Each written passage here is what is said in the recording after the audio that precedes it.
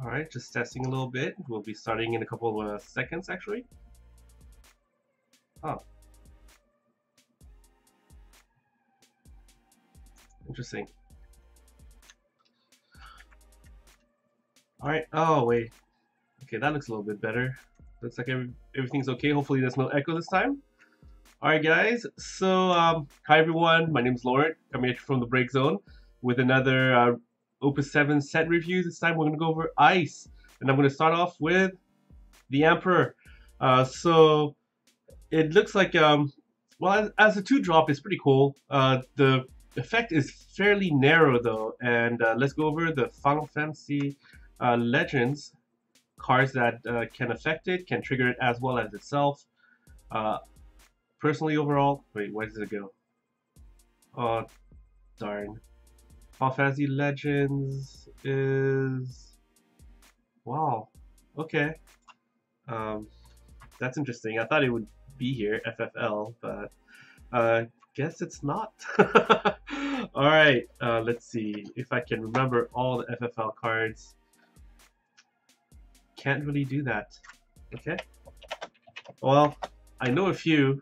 There's also some in Opus 7, so let's take a look at Opus 7 instead, and I'll go over them manually. Oh man, I really thought this would help out a little bit more. Oh, maybe I could do... Let's take a look. Alright.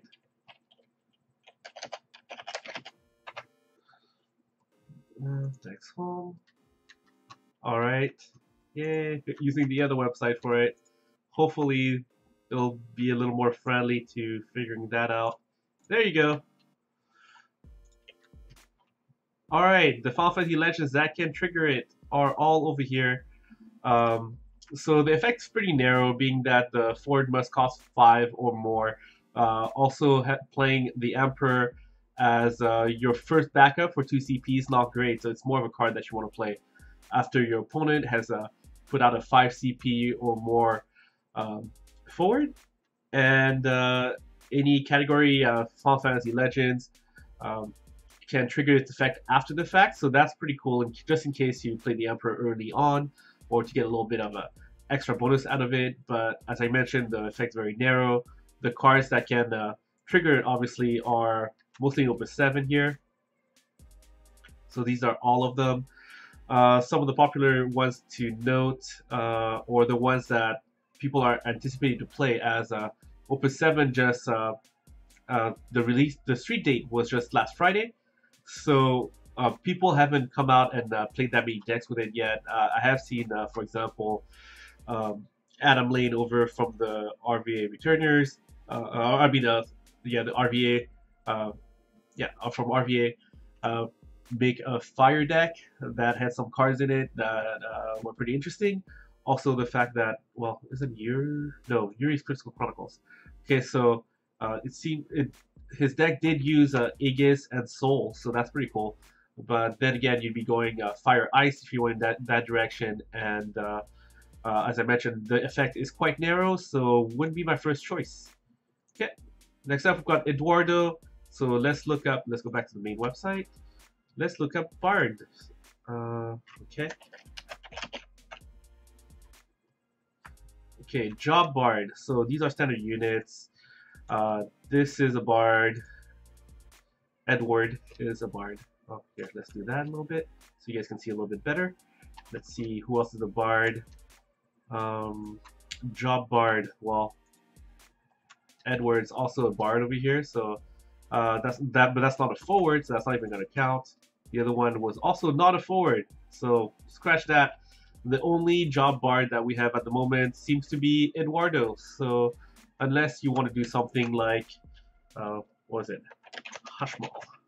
Hashmal just does so many tricks, being able to, well, change any of your, all of your forwards to whatever named job or element that exists in the Final Fantasy trading card game universe that you want. So for example, you could turn whatever other forwards you have into bars if you have Eduardo, attack with them, and force your opponent to discard cards. Is that something you want to do? It seems like a lot of work, and I don't quite think it's that worth it. Okay, next up we've got a different Bard. This one's not Job Bard, but it is a standard unit. The effect is pretty nice. It was huge and sealed, obviously limited, but also it's not too bad. I mean, it does cost 3, so it's 3 CP. Backup slots are uh, pretty full up at the moment for ice. But if mid-range ice were to come back on top a little bit, being able to edge out turbo discard, it does seem like Opus 7 has brought a lot of cards that favor the mid-range ice more so than turbo discard. This bar being one of them, for example, it's not an EX burst, but being able to slow down your opponent and long enough for you to stabilize things and come over the top would be quite nice. This one being able to freeze 2 forwards is pretty good, as your opponent, if they're playing turbo discard, will want to attack into you turn after turn quite early on. Being able to freeze them down will save you 1 extra turn. Hopefully get you a little more CP economy, CP efficiency value out of playing your backups early on. Obviously, this might not be the first backup you want to put down. Probably the second one if you could get a good first turn 2 CP backup out, curve out into 3 CP backup such as this bard, and after that, if you get to the mid late game and you need to get through, or for other reasons, this does seem to be more of a reactive card, less aggressive, but it does have its uses. Whether or not it'll be used, we'll have to see, but it does have some potential though. All right, next up, we got Choose Chaspel. So it does refer to Galdes, so let's take a look at that card.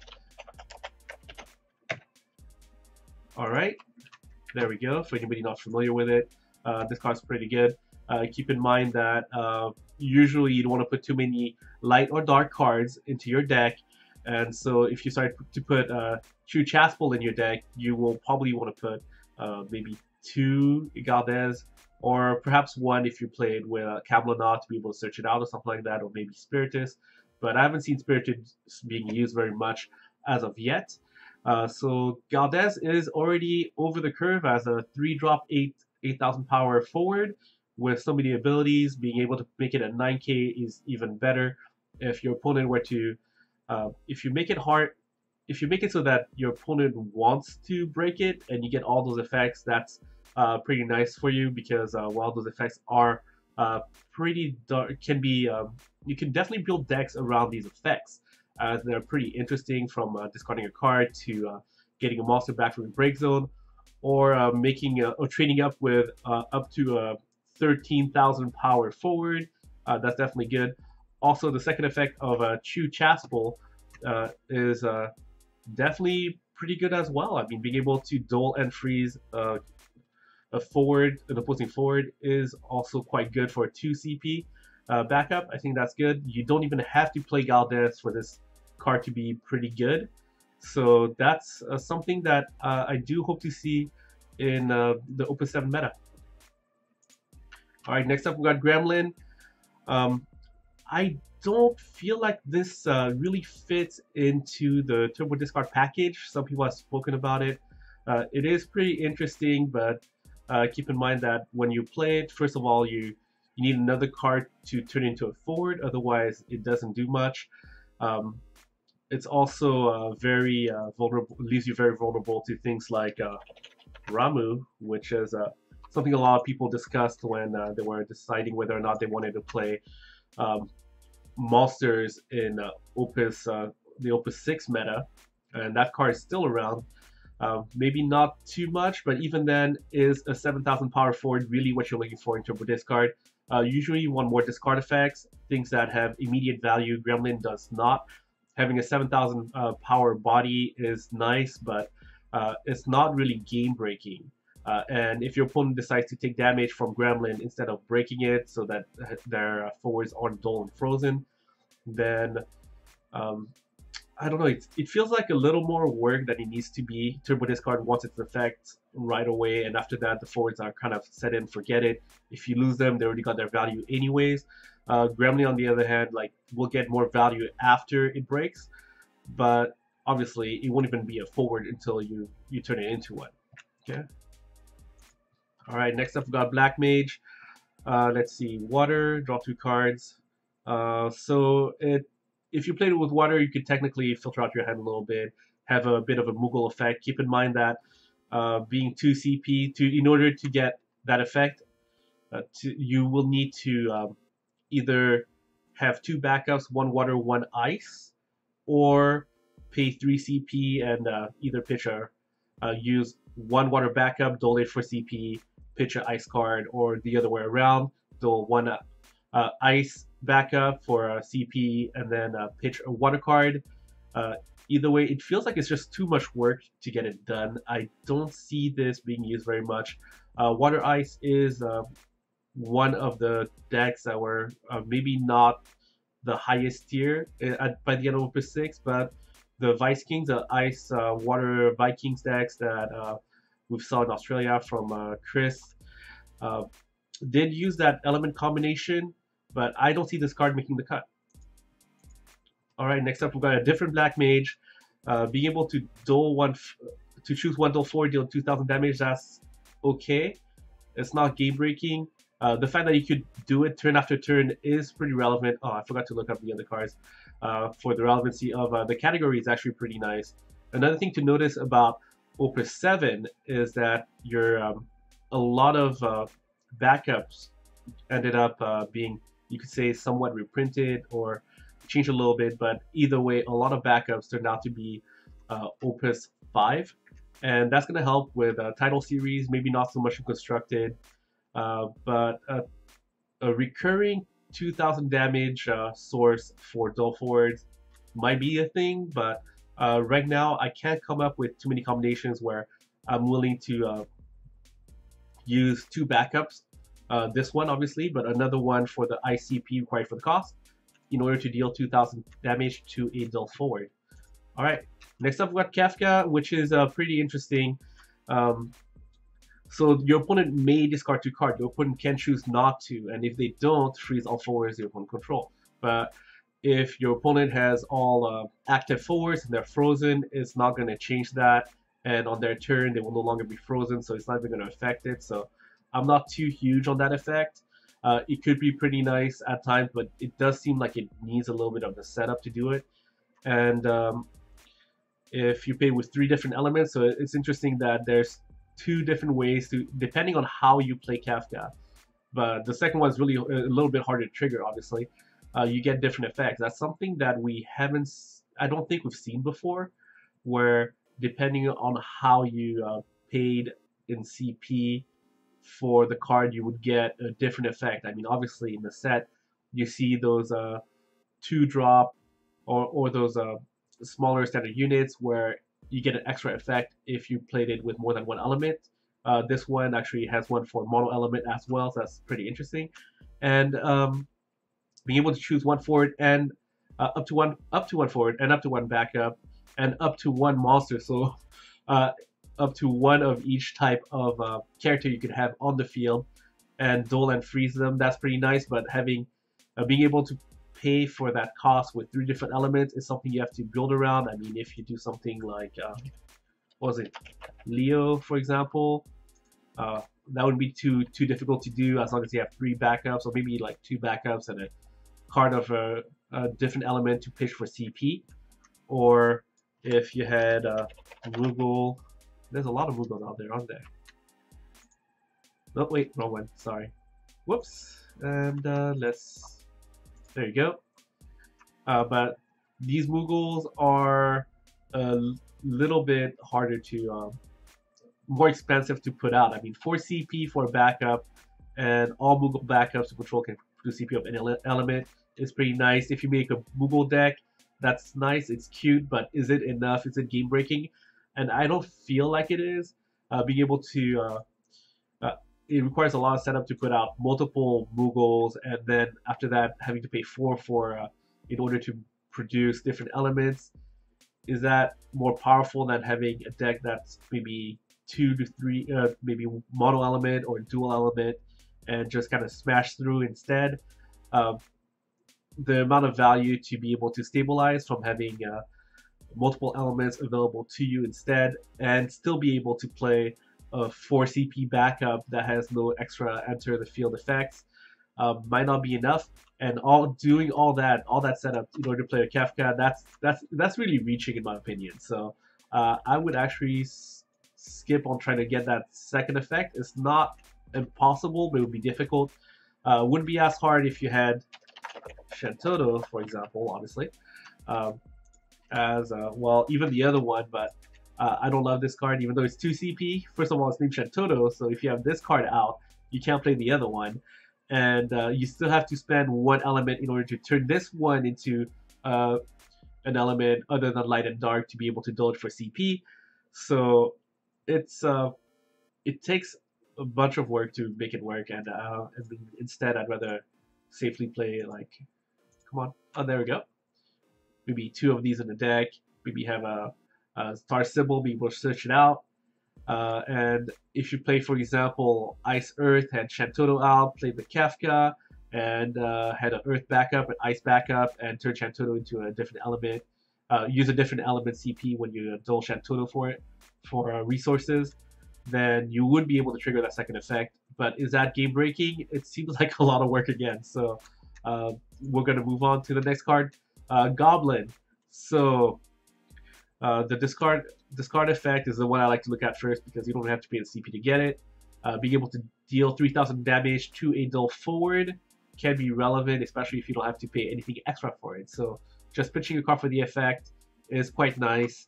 The first effect, to search a monster out from your deck and add it to your hand. Being able to search out for Gasper is nice, but Turbo Discard probably doesn't want to spend like so many of their resources. They're usually really going in early for the kills, making full use of all their CP. They're very strapped in terms of limited resources. To up that efficiency by or that likeliness that they draw into their Jasper early on with goblins, it's kind of nice. But I mean, if you really want to do that, I mean, I don't really know why you wouldn't go with the Umaro version of Turbo Discard instead, because not only is it EX Burst, but I mean, it's an even cost, and it'll get you a Jasper into your hand and you can pitch it, pitch an ice card for it, and put it out. This card on its own doesn't do too much. It's interesting. There's a possibility, I haven't tested it out obviously in Turbo Discard, but the second effect is interesting to me as well, even against Turbo Discard. If you have more or like 4 cards or more, including Goblin, in your hand, pitch your Goblin, then you'll be able to carry some Thaumaturges, because he needs 2 cards or less. So by the time you pitch it, you still need to have more than 2 cards in your hand. It's a way to do it. Is that what you want to do? That's if Thaumaturge attack into you. That's up to you. Keep in mind that if Thaumaturge is a 1000 power forward when attacking, then you can do it without taking damage, since this effect can be used at any time. Okay. All right. Next up, we've got Shiva. I actually really like this card, being that the EX burst is quite relevant, and even without the EX burst effect, or even if without the EX burst effect, this could help mid-range ice push out Turbo Discard, being that freezing 2 forwards when they're trying to take you out would slow them down, as I mentioned earlier with one of the other cards that was able to freeze some forwards, is quite useful. So if mid-range ice were to try to make a comeback, I think this card would definitely help it out. At least against Turbo Discard. Against other decks, maybe not quite as much, because, well, freezing's one thing. Unless you use this card with, well, we'll go over the card later on, but Snow is definitely a card on everybody's mind. We'll go over it in a bit. But this card's not bad. Okay. Jill Nabat, Psycom. Okay, let's look up Psycom. Alright. Yagrosh, that's the job Psycom. There's also a different version of them that I'll go over in a bit. Jill Nabat is obviously the Psycom, but you can't have both of them in play on the field at the same time unless you play Title Series. Psycom is a standard unit. I believe that's a standard unit. Yep. And that's also a standard unit. Yeah. Well, obviously that's herself. And this Yagrosh is another Psycom. So unless you obviously use Hashmal, which is a card that comes up whenever jobs are being referred to, or elements as well. Uh, you don't have that many other targets to be able to trigger the effect. So normally you'll pay 4, be able to force your opponent to discard 1 card from their hand, or deal 4,000 damage to all the 4 opponent controls. So this could help, but I mean, if it was 5,000, it would make a difference against Turbo Discard. Unfortunately, it says 4. Alright, Snow, this card is silly. I mean, in Limited, it was just busted. And in Constructed, I'm sure people are building around it, making decks based on this card alone. How many copies you see in a deck, how effective it is. I mean, being able to turn any of your forwards into, well, yes, careless, into a Snow, pretty much. Well, except for the Shiva part, right? Like that's not gonna happen because it's not part of the card here. But being able, it's pretty thematic that Snow turns other forwards into Snow. But that effect, to be able to turn all your forwards into ways to dull opposing forwards, is pretty darn impressive, I will say. And I mean, if you include haste on top of that, then that's just really silly. So I wouldn't be surprised to see this card in some decks in the near future. Alright, Sephiroth. People have been talking a lot about this card. Let's look up other Sephiroths. Alright, your other choices are, well, Opus 1. So obviously this is for the special effect. The first effect is pretty nice, being able to force your opponent to discard 2 cards. Does it fade turbo discard? 7 costs is not easy, and if turbo discard has a backup, usually it'll be like a Kasuza. I mean, maybe a Harley Edward. I mean, there's definitely a couple backups they might have, but it can already be a little bit tough at times for turbo discard to play 5 drops in all Steam. I mean, they have to build out their turn to plan things out and to save up cards to discard in order to play it, to wait 1 more turn to be able to use Sephiroth instead. I mean, it's nice to discard cards from your opponent's hand. I mean, it works really well with the synergy of Turbo Discard for all the other cards that they use. But if you wanted to go that route for 5 CP, you'll be able to get that first effect off with this one instead. The second effect obviously is quite nice, but it's not a regular. It's not a 100% chance that Turbo Discard has you with no cards in hand. So, and even then, after that, you have to attack with your Sephiroth and to get the dull and freeze. That's nice, but I mean, it does seem like it requires more setup. If the main effect you wanted was the discard 2, then the 5-drop Sephiroth will be able to do it. And for the sake of the special, which is darn nice too, being able to force your opponent to discard 2 cards, that's what you want to go into it. So if you had a backup out to pay for Sephiroth without pitching like 4 cards, but maybe 3 cards or less instead, and doling that backup for CP, then it would be too bad. And after that, you'd be able to use that backup in order to use the special as well. So this is one Sephiroth you'll be able to discard to use for the special. This one being another one, but dark cards, especially if you get this stuck in your hand, that would be a little problematic.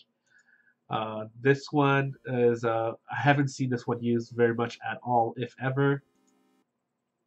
I have seen this one used before, but that also means that now you have to have this Sephiroth, and also one of the 2 dark ones I just showed you, and the last one is itself. So obviously you can have other copies of itself to discard for the special effect. Okay, Sarah, I think, is a great card when we talk about Final Fantasy 13 cards. All right, let's take a look. Final Fantasy 13. I hope you guys all enjoy the fact that I'm looking up all these little things for you guys.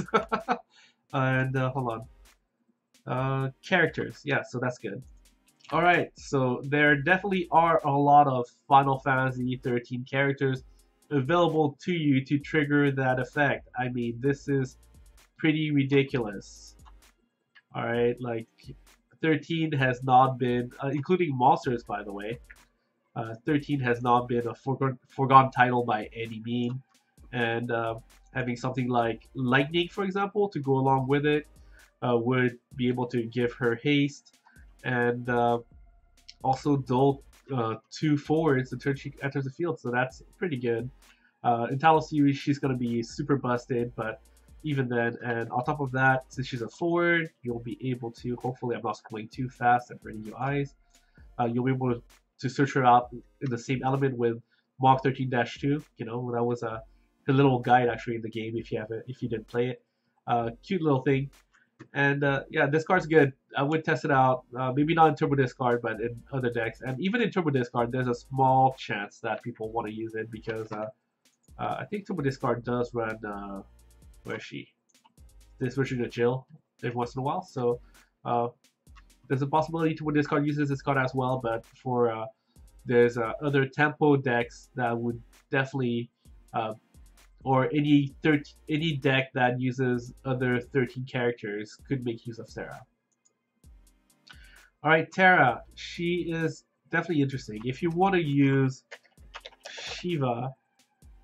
Wait. Oh yeah, I have to turn off this part. There we go. Sorry about that. Okay. If you go back to Opus 3 Shiva, you could duel 3 forwards that your opponent controls. So... that's definitely interesting. You can definitely end games, but she is a 3 CP ice backup, which is a very popular and crowded spot for ice decks. And keep in mind that you don't play summons all that often, right? So in a deck, I think the most I've seen on average would be 9. And there are a few exceptions where there's some decks that want to go a little bit higher than that, but after a while you start running into the situation where as you draw more and more cards, all your draw are backups and summons and not enough forwards. If you start going below 22 forwards in the deck, there's going to be times when somehow your opponent was able to remove all your forwards for a while and it's attacking into you. And if you don't eventually draw something that can save you, you're going to have some problems. I mean, obviously, some summons can count as removal and kind of edge you out and keep you in the game, but unless you either deck out your opponent or deal 7 points of damage, just delaying the inevitable is not going to win you in the game. So basing a whole deck around summons, I haven't seen one fully successful at doing that. And unless you have enough summons to play, the effect is not going to come into play that much. So Terra might be a 1 of or 2 of. You can search her out with well, Sid and Setzer, so let's look at Sets. Gosh. You can search her out definitely with Setzer, being able to search out a character. So that's interesting. Not Gestalian Sid, Gestalian Empire Sid is not going to be able to search her out because she's a backup and he only searches for forwards, but Setzer would be able to search her out. So that's not I haven't seen Setzer in Turbo Discard.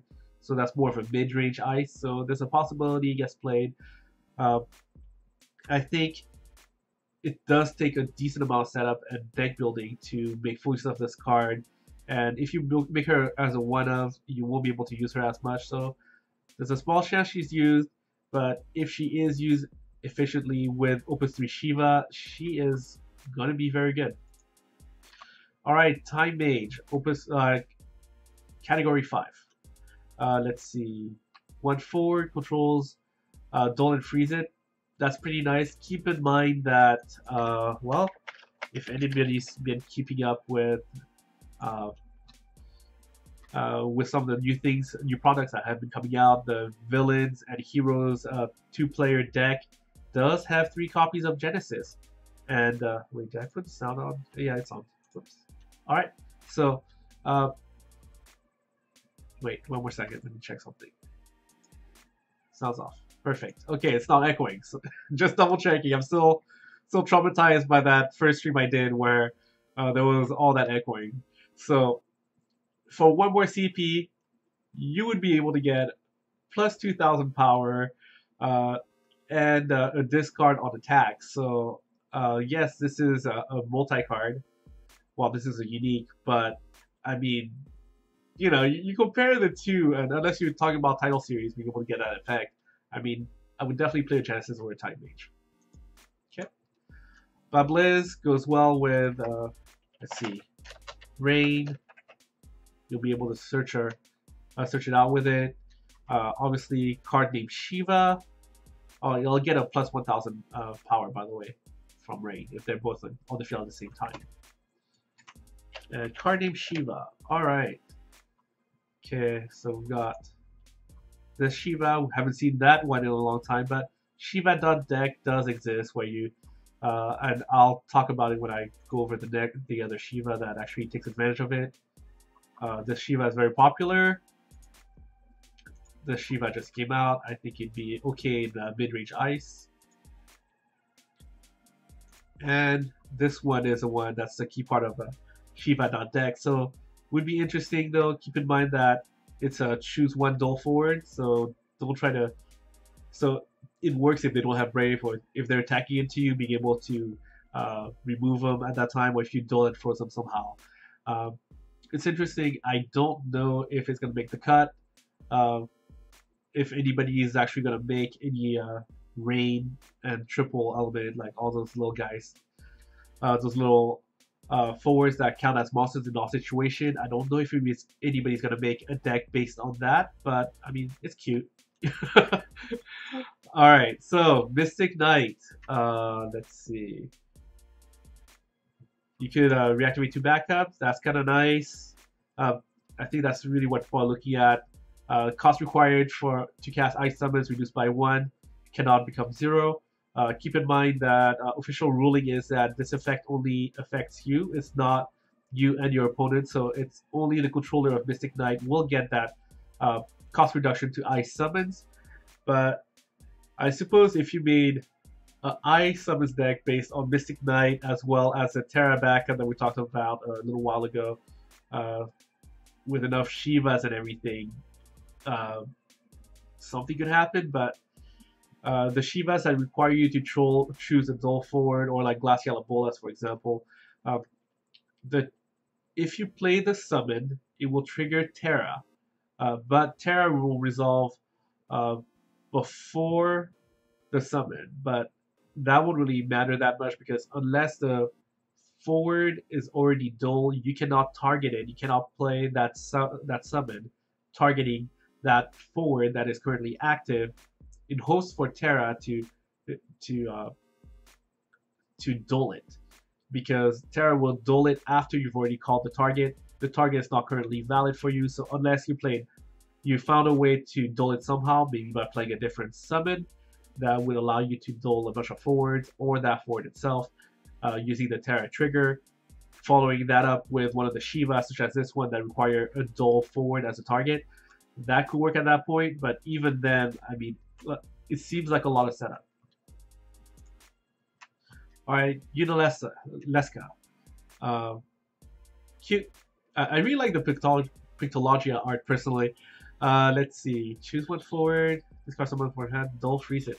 So when she enters the field or attacks, so that's a pretty big part of it. She's also a summoner, which will be a little relevant later on, as there's a card that reduces the cost of summoners, and to dull and freeze by discarding a summon. So that, I think that's an interesting effect. Would I call it game breaking or not? I don't know. Like, I mean, we're definitely seeing a trend of Opus VII referencing to a lot of summons, and Shiva.deck. Is it gonna happen? We'll have to see. All right, Yule, different version of her, being able to search for any forward, and keep in mind it's not to put the card on top of your deck; it's to put it under the top card of your deck. So it does get around at least one activation of Riku, which could be a thing, but even then. And keep in mind that you draw 2 cards a turn, so being the second from the top still means it's going to be in your hand next turn. And it doesn't have to be during your turn that you use this effect, so you could use it during your opponent's turn and draw right into it afterwards. Okay, Laswell, the only Final Fantasy Brave Exorcist card we've seen so far. Also seems to work well against them with this card because, early on, 2-drop, 4,000 power, that deals 5,000 power to a dual forward, 5,000 damage to a dual forward. Would take out those pesky thaumaturges. I'm not going to bring them up again, we've seen them enough. And as you get more into your mid-range, you'll be able to, if you're playing mono ice, you should easily get into 5 or more ice characters, just like you did for Orphan, and have it deal 7,000 damage to a dual forward instead. Okay. Oh, and it's a knight, so that could be relevant. Okay. Ilaria. Oh, wait. Oh, whoops. That's wind. Okay, so that's it for the ice review. Whew, I made it through it. You know what? I still have plenty of time, so all right, let's go over some of the stuff. Our sponsors, MagicGames.com. Thank you for always supporting this channel. Still doing some giveaways when the YouTube channel will reach 800 subscribers. They're currently at like 748, I think. And at that point, we'll pick one of our subscribers at random. So whether you subscribed in the past or you're one of your subscribers, you'll be entered in all our future drawings. And when we should milestone, there'll be certain things that we give out. This time at 800, we're looking at, well, I'll show you all the stuff that we're giving out. The person that is chosen will get to pick one of these following prizes or giveaway items. Horizon Canopy from Iconic Masters. Mox Amber from Dominaria. Character Sleeves, Cactuar, a pack of 60. The Lightning Plushie. Or, well, we spoke about Shiva. Here she is from the Toronto Crystal Cup deck box with a Taro Kageyama autograph. So hopefully you like this. It looks like I have enough time, so I know the description says that I will be doing future elements in the near future, and you know what? You give me a couple minutes. I'm going to take a break, and I will go over. I think next one up is Win. So see you in a bit.